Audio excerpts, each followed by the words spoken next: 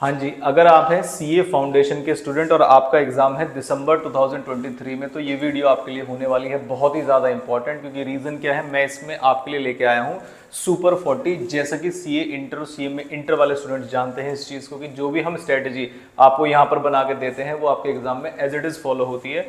Super 40 में मैं आपके लिए यहाँ पर अलग अलग एक्ट से जो भी आपके एग्जाम में एक्सपेक्टेड है, most expected, highly expected questions की हर एक एक्ट से मैंने कुछ टॉपिक्स सिलेक्ट किए हैं। जैसे कॉन्ट्रैक्ट एक्ट में मैंने आपके लिए सिलेक्ट किए हैं 11 टॉपिक्स, ऐसे ही कंपनीज एक्ट में मैंने कुछ टॉपिक्स सिलेक्ट किए हैं, ऐसे ही पार्टनरशिप एक्ट में, ऐसे ही सेल्स ऑफ गुड एक्ट में और ऐसे ही एलएलपी एक्ट में। मैं आपको बता दूं कि जो भी हम यहाँ पर सुपर 40 वगैरह जो इशू करते हैं, जो भी बनाते हैं, उसके पीछे बहुत सारे कंसेप्ट होते हैं, बहुत सारे लॉजिक्स होते हैं और बहुत सारी चीजें रिसर्च करके हम पास्ट ईयर पेपर एनालिसिस सारी चीजें करने के बाद हम ये सुपर 40 की लिस्ट आपको देते हैं।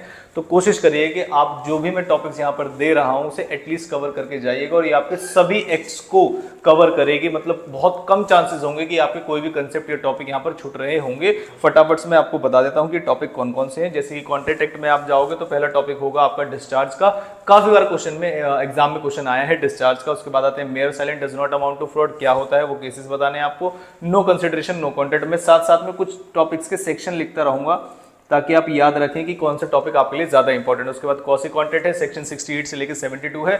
बच्चे ज्यादातर 68 से 72 पढ़ के जाते हैं, लेकिन उन्हें पता नहीं होता कि फीचर्स भी कई बार पूछ लिए जाते हैं और कई बार एग्जाम में सेक्शन से भी क्वेश्चन पूछा जा सकता है डायरेक्टली कि सेक्शन बताइए। तो आपको सभी के सेक्शंस पता होने चाहिए। नेक्स्ट आया आपका फ्री कंसेंट 15 के अंदर। फ्री कंसेंट पूरा टॉपिक पढ़ के जाना है, हाईली इंपॉर्टेंट है, बहुत ज्यादा लेंदी है और क्वेश्चन आने के चांसेस भी हैं, चाहे वो कोर्जन है, अनड्यू इन्फ्लुएंस है, फ्रॉड है या मिसप्रेजेंटेशन है। नेक्स्ट आया आपका कंटीजेंट कॉन्ट्रैक्ट। सेक्शन में साथ में लिख देता हूं कि कंटीजेंट कॉन्ट्रैक्ट जब आप डिफाइन करोगे वो करोगे सेक्शन 31 में और रूल्स रिगार्डिंग इन्फोर्सिबिलिटी जब आप करते हैं तो वो करते हैं आप सेक्शन 32 में। नेक्स्ट आता है एग्रीमेंट एक्सप्रेसली डिक्लेयर्ड वॉइड। ये वाले टॉपिक्स आपके लिए बहुत ज्यादा जरूरी और इसमें स्पेशली तीन मैं यहां पर मेंशन कर देता हूं ताकि आपको ईजी हो जाए।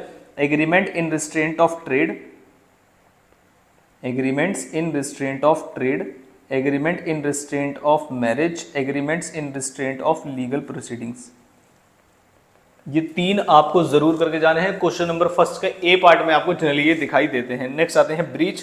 ब्रीच के अंदर एक इंपॉर्टेंट टॉपिक है जिसमें मल्टीपल टाइम क्वेश्चन आया, वो है एंटीसिपेटरी ब्रीच। तो आपको ब्रीच के टाइप्स और उसके इफेक्ट जरूर पढ़ के जाने हैं, जिसमें अलग से मैं लिख रहा हूं यहां पर कि ये एंटीसिपेटरी जो ब्रीच है और उसके इफेक्ट है वो एग्जामिनर के फेवरेट क्वेश्चंस में से एक है। तो आप जरा ध्यान से पढ़ के जाइएगा। नेक्स्ट आते हैं एसेंशियल एलिमेंट्स। आपको ऑफर, एक्सेप्टेंस, कंसिडरेशन, कॉन्ट्रैक्ट सभी के एसेंशियल एलिमेंट्स आपको पता होने चाहिए एग्जाम से पहले। 11th पॉइंट में आते हैं हम आपके सभी भी डिफरेंस जितने भी हैं, चाहे वो कोर्जन, अनड्यू इन्फ्लुएंस में है, फ्रॉड या मिसप्रेजेंटेशन में, सभी डिफरेंस को आप गो थ्रू करके जाएंगे। चांसेस होते हैं कि एक एक डिफरेंस आपके एग्जाम में आ जाए। नेक्स्ट आते देखो कॉन्ट्रैक्ट एक्ट ऑलरेडी बहुत बड़ा है और उसके अंदर कितनी सारी यूनिट्स हैं आपको पता होगा।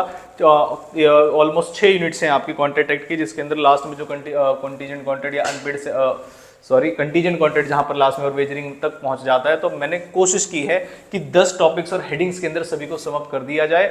आपको ज्यादा लगे तो इससे कम तो आप पढ़ के नहीं जा सकते। सुपर 40 मैंने बहुत सारी चीजों को, कवरेज को भी ध्यान में रखते हुए बनाया है। नेक्स्ट आते हैं आपके कंपनीज एक्ट में। कंपनीज एक्ट में भी सिलेक्ट टॉपिक मैंने किए हुए हैं टाइप्स ऑफ कंपनीज में। अगर आप टाइप्स ऑफ कंपनी में भी जानना चाहते हैं कि कौन सी इंपॉर्टेंट है, वैसे मेरी सजेशन ये है कि आप पूरी टाइप्स ऑफ कंपनी पढ़ के जाइए। इंपॉर्टेंट जानना चाहते हैं तो सेक्शन 8 कंपनी, ओपीसी कंपनी आपको पता होना चाहिए। उसके बाद सब्सिडरी कंपनी आपको पता होना चाहिए, बार बार क्वेश्चन आता है। प्राइवेट कंपनी आपको पता होना चाहिए, उससे भी बार बार क्वेश्चन आता है। और स्मॉल कंपनी क्योंकि उसमें अमेंडमेंट है तो ये भी आपके लिए हो जाती है इंपॉर्टेंट। अदरवाइज आप सारी कंपनी पढ़ के जाइए, किसी की भी डेफिनेशन आपसे पूछी जा सकती है। नेक्स्ट आते हैं आपका doctrine of indoor management, highly important है और इसमें जो इसकी एक्सेप्शंस हैं, पूछने का तरीका कई बार बदल दिया जाता है। वो ये कहते हैं कि आप डॉक्ट्राइन ऑफ इंडोर मैनेजमेंट बताइए और बताइए कब कब डॉक्ट्राइन ऑफ कंस्ट्रक्टिव नोटिस आपका अप्लाई होता है। तो जो डॉक्ट्राइन ऑफ इंडोर मैनेजमेंट की एक्सेप्शंस है वही डॉक्ट्राइन ऑफ कंस्ट्रक्टिव नोटिस है। नेक्स्ट आता है आपका डॉक्ट्राइन ऑफ इंडोर मैनेजमेंट। मैंने 2 बार लिख दिया, इसे एक बार मैं ठीक कर देता हूं। ये इंडोर मैनेजमेंट नहीं होके अगला जो टॉपिक है वो है आपका अल्ट्रा वायर्स।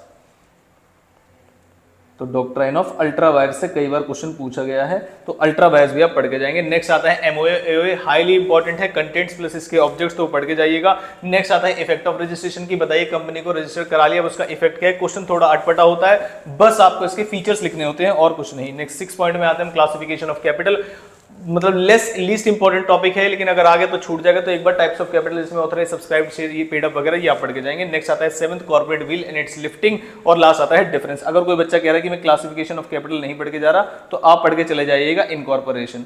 इनकॉर्पोरेशन क्योंकि आपके लास्ट एग्जाम में आया है उसके स्टेप्स, तो इसलिए मैंने इस बार नहीं लिखे हैं, तो मेरी कुछ स्ट्रेटेजी है पेपर को लेके। अगर आपको लगता है कि क्लासिफिकेशन ऑफ कैपिटल इंपॉर्टेंट नहीं है तो आप इनकॉर्पोरेशन पढ़ के जा सकते हैं। नेक्स्ट आता है आपका पार्टनरशिप एक्ट। पार्टनरशिप एक्ट में मैंने सीधे सीधे टॉपिक्स लिखे हैं, जैसे देखिए अब registration of a partnership section में साथ में लिख देता हूं कि सेक्शन 58 में डिफाइंड है रजिस्ट्रेशन ऑफ अ पार्टनरशिप, और जो उसके कंसिक्वेंसेज हैं वो है सेक्शन 69 में। फिर आए ट्रू टेस्ट ऑफ पार्टनरशिप, इसमें आपको जो एसेंशियल एलिमेंट्स है वो एक तरीके से वो लिखने होते हैं। माइनर का एडमिशन और उसके राइट्स जो है वो सेक्शन 30 में है, तो आप इसे ध्यान रखेंगे। बिफोर अटेनिंग मेजोरिटी और आफ्टर अटेनिंग मेजोरिटी क्या होता है।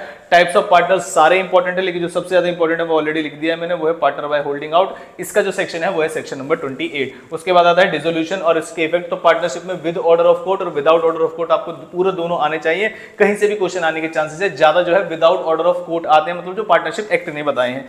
नेक्स्ट आते हैं आपके implied authorities of a partner, तो इसमें दो सेक्शन इन्वॉल्व है। सेक्शन 39 में, सेक्शन 19 में होता है इंप्लाइड अथॉरिटीज में कौन सी चीजें नहीं आती और एक्सेप्शंस जो बोलते हैं, और सेक्शन 22 में बताया जाता है कौन कौन सी चीजें इंप्लाइड अथॉरिटीज में आती हैं। नेक्स्ट आता है एक्सपल्जन ऑफ अ पार्टनर, कई बार क्वेश्चन इससे देखा गया है। सेक्शन 33 प्लस सेक्शन 33 सबसेक्शन 1, ये यहां पर आपको implied authorities of a partner में जरूर करके जाना है। लास्ट आता है rights of a transfer, multiple times question आया, एग्जामिनर के फेवरेट क्वेश्चन में से एक है ये, तो इसमें आपका पूरा ऑलमोस्ट पार्टनरशिप कवर हो जाएगा। नेक्स्ट आते हैं हम सेल्स ऑफ गुड एक्ट पे। सेल्स ऑफ गुड एक्ट देखना है आपने, बहुत ज्यादा इंपॉर्टेंट है, 4 यूनिट्स के अंदर सबसे ज्यादा लेंदी है।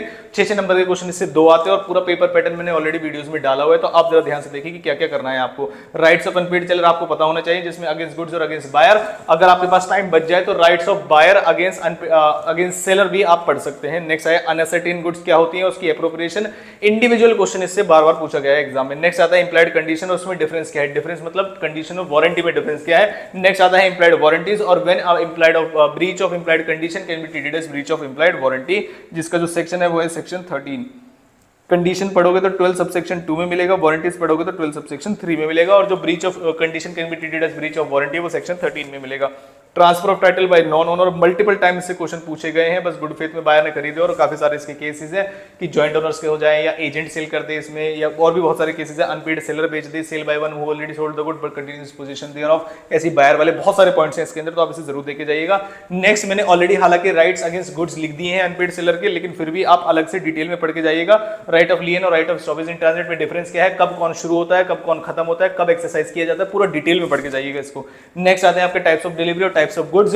टाइप्स ऑफ डिलीवरी जिसमें ज्यादा इंपॉर्टेंट है as compare to types of goods, तो आप टाइप्स ऑफ डिलीवरी जरूर पढ़ के जाइएगा, कई बार क्वेश्चन में डिलीवरी की डेफिनेशन प्लस उसके टाइप्स पूछे गए हैं। नेक्स्ट आता है ट्रांसफर ऑफ ओनरशिप रूल्स, ये है सबसे ज्यादा इंपॉर्टेंट, फिर भी मैंने इसमें से अनअसर्टेन्ड वाला ऑलरेडी ऊपर लिख दिया है, अगर वहां पे पढ़ लेंगे तो कोई भी प्रॉब्लम नहीं आएगी।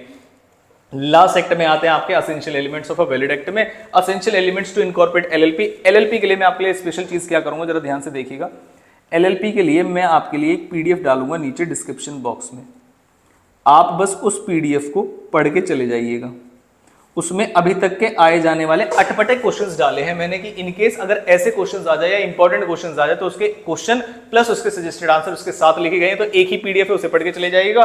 जिस बच्चे को टॉपिक्स देखने तो वो टॉपिक्स यहां पर ये रहे कि essential elements incorporate LLP along with steps. एक बार एक क्वेश्चन ऐसा आया था जिसमें दोनों चीजें पूछी थी। नेक्स्ट वाइंडिंग अप कब होता है एलएलपी का, जो ट्रिब्यूनल करती है, किसके ओपिनियन में, unlimited liability in case of fraud. Next आता है आपका रजिस्टर्ड ऑफिसर उसके चेंज, और लास्ट में है डिफरेंस। तो डिफरेंस पार्टनरशिप से क्या है, कंपनी से क्या है, ये आप उसके डिफरेंसेस बता सकते हैं। एलएलपी के डिफरेंस बहुत ज्यादा इंपॉर्टेंट होता है as compare to other acts में। तो आपका ये है टोटल एलएलपी, इसके लिए आप डिस्क्रिप्शन बॉक्स में पीडीएफ देख सकते हैं। अगर आप यहां तक आ गए हैं तो आपको अगर वीडियो हेल्पफुल लगे, जो कि आपको लगेगी, सुपर 40 की सीरीज हमारी हमेशा हर एक पेपर में, चाहे वो सीए इंटर हो चाहे वो सीए में इंटर हो, हमेशा कारगर रही है, और इस बार भी सीए फाउंडेशन के उसमें कारगर रहेगी। आज है हमारा डे 5, जो हमने प्लेज लिया था कि हम लगातार 15 डेज तक आपके लिए वीडियोस डालेंगे सीए फाउंडेशन वाले बच्चों के लिए। तो जिन बच्चों ने वो वीडियोस नहीं देखी उनका लिंक मैं नीचे डाल दूंगा, अगर आप देखना चाहे चैनल से भी देख सकते हैं। लगातार वीडियोस डाली हुई है और उनमें से क्वेश्चन आपको मिलेगा, तो पूरा सफिशिएंट टाइम डालिए। ये थी लॉ के लिए स्ट्रेटेजी। अब आपको नेक्स्ट स्ट्रेटेजी किस पेपर के लिए चाहिए वो आप मुझे कमेंट बॉक्स में कमेंट करके बता सकते हैं। चैनल पे नए हैं तो वीडियो को लाइक करके और चैनल को सब्सक्राइब जरूर कर लीजिएगा। अगले 14 दिनों, अगले जो भी रिमेनिंग डेज है आपके एग्जाम के, और एग्जाम के दिनों में भी आपको 1.5 डेज की स्ट्रेटेजीज वगैरह सारी दी जाएगी। बाकी जो बच्चे दूसरे सिलेबस के या दूसरे कोर्स के वीडियोस देख रहे हैं, आपको किस टॉपिक पे चाहिए वो आप कमेंट बॉक्स में बता सकते हैं। Thank you very much.